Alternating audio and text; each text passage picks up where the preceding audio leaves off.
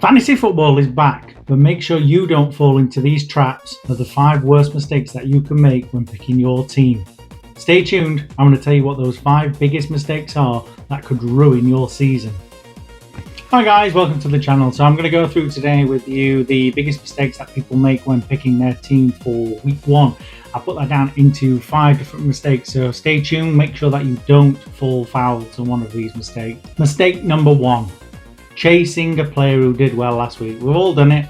As soon as the weekend finishes, Mo Salah scored a hat-trick, Ollie Watkins has got a double, or it's been a clean sheet and a penalty save for David Raya. We go straight in the next game week and we transfer that player in.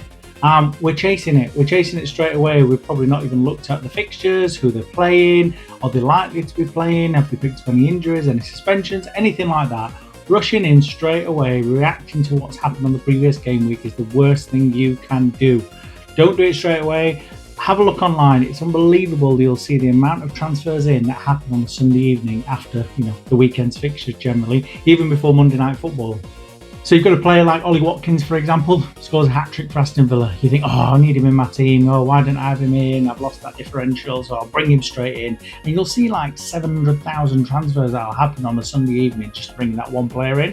What they're not looking at potentially is that next week he's, away at Newcastle, then they're away at Chelsea, and then they've got a home game against, Liverpool.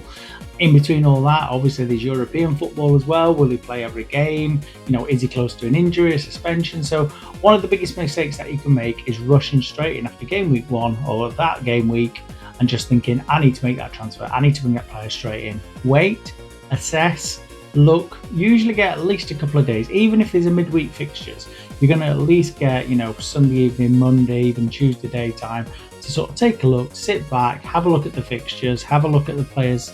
Is he going to be involved? Is there anything that's sort of going to stop him? But yes, I think that's mistake number 1.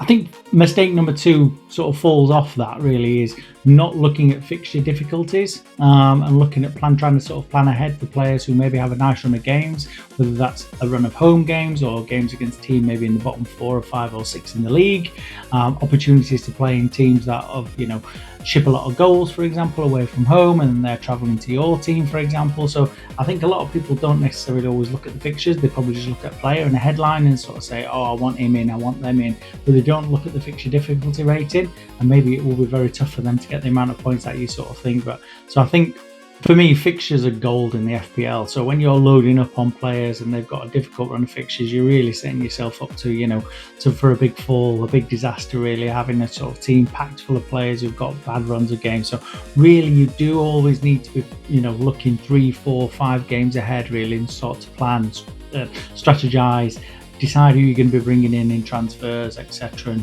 who's got game weeks. Can you use your bench, for example? So yeah, just not looking at the fixtures is a real sort of killer for teams. Mistake number 3 is trying to pack your team full of premium players and neglecting the bench. We've all done it. We've probably all been very guilty of it. It's just trying to pack the bench full of really cheap players. They might not play, but who cares? I want Haaland, I want Salah, I want Saka, I want Fernandes, whoever it is, I want them all in my team.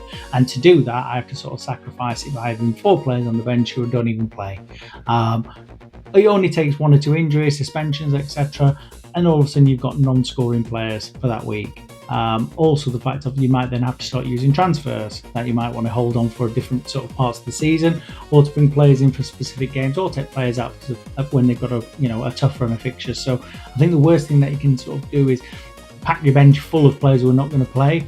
1 or 2 maybe I think is okay, maybe a goalkeeper or maybe another striker or something. I think they're sort of the lowest points scorers for sort of the cheaper end of the players to allow you to have those premium. But I think you need at least 1 or 2, maybe play for the lower teams, maybe the ones who just got promoted, your Burnleys, Sunderland's, etc., Leeds United. They're going to be probably ones that you probably want to think, I could bring those in. They're going to at least play, so if someone does miss a game, at least I'm guaranteed at least probably 2 points for them just making an appearance. So I think a big one at the moment in time, guys, as we're looking towards game week 1, is obviously pre-season. Don't underestimate it. For a lot of teams, pre-season is a real sort of big deal. We have to obviously think this year there wasn't an international tournament, so a lot of players will have had a good rest, will have come back, done pre-season. Obviously, there are other teams who sort of played in the Club World Cup. Chelsea is probably the one who's had the biggest sort of impact from that. So you've got to sort of look at that carefully and sort of say, have players been getting minutes? Are they in the player managers' plans? So obviously you've got a lot of new managers who are sort of looking around and sort of trying to sort of, decide what the team looks like. So whether that is a Thomas Frank, for example, at Spurs, how's he going to play? Who's been playing in pre-season? Is he going to go with a similar sort of, formation set up before? Is he going to go with the wide players? Is he just going to go with one player up front? It's all those sort of things that you've got to sort of look at. Ruben Amorim, for example, will have obviously now had a pre-season to look at his Manchester United team. Are certain players going to be playing in that? Is Diallo going to be playing? Is Dalot going to be playing? It's all players like that. Luke Shaw, is he going to be now a centre half more than a left back? So it's all things like that you really need to sort of look at. Don't ruin your team in week one by sort of gambling on players who maybe even not played many minutes. Maybe they're coming back from injury. Maybe they had a real sort of tough, sort of period through the summer. Played a lot of minutes, etc. for maybe international footballs and the friendlies, and then came into the Club World Cup. So yeah, just be careful. Obviously, in that game week one, that you've had a good look at pre-season, you understand that player is a guaranteed starter and is someone who's guaranteed to be in the team. Really, there are obviously players out there who are going to start week in, week out. But yes, just be careful. Look at pre-season. Don't be afraid to sort of try and sort of sneak a look. One thing I would sort of guard against in pre-season is maybe an outlying player who's maybe been involved a little bit more. Maybe find out why they've been involved a little bit more than before. Could be the fact that they are done very well in training or showing well up in matches, and that manager does want to get them involved. And maybe that is your cheap buy for the season. That £4.5 million midfielder who all of a sudden is going to play every game where you never expected it. But maybe look deeper. Why did that player play? Is it because a bigger name was out injured? They were getting a rest, etc, etc. So yeah, just be careful in that with week one. Mistake number 5, I would say, is having no flexibility in your squad or no plan ahead. Really, it's a case of having a look and seeing how much money you've got in the budget. All of a sudden, the player gets injuries, loss of form. Do you have that wiggle room to be able to sort of bring another player in and replace them? Is there an opportunity for you to just bench them for a little bit? You don't want to lose them from the team. You don't want to lose them from the squad. Maybe you bought them and they were cheaper at the time, and then their values have gone up. So you don't want to lose them. But you need to have some flexibility. Ideally, you want to at least leave £500,000 in the kitty from after you've built your squad. Ideally, if you can. It's not always possible, but if you can, that's a real good sort of step to have. Also, plan your captaincies. Massive. Captains will win you leagues. Unbelievable. If you get that wrong, I would say probably 10-15% of the time during the season, you've got no chance. You've got no chance of finishing in that top 10,000. It's just so competitive. You almost have to get the captaincy right nearly every single week. You can't end up with a duff week where you just get the 4 points or whatever, or even a worst case scenario of 2 points, or they miss a penalty and you get -4 points. But yeah, you've obviously just got to really sort of start planning ahead. Who's in your team? Who can be captain for this week? Captain for next week? You've probably got your sort of safe bets of just sticking it on Salah and just leaving it on Salah or Haaland. That has worked well over the last sort of 2 or 3 seasons.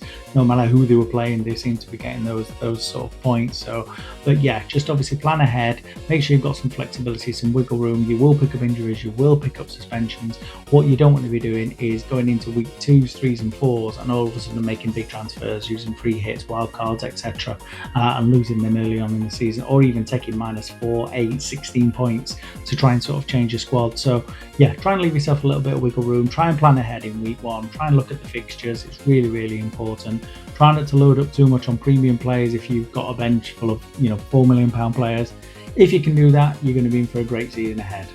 Remember, FPL is a marathon, not a sprint. Long-term planning will help you massively. Trust the data, play the fixtures.